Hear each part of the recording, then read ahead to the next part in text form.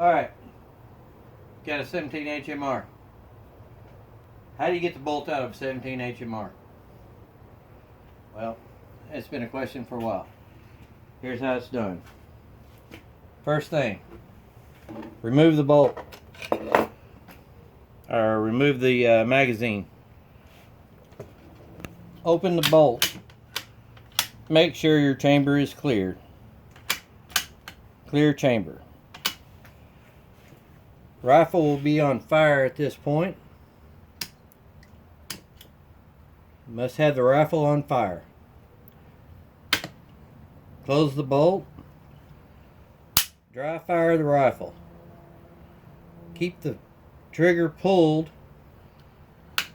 Pull the bolt, and out it comes.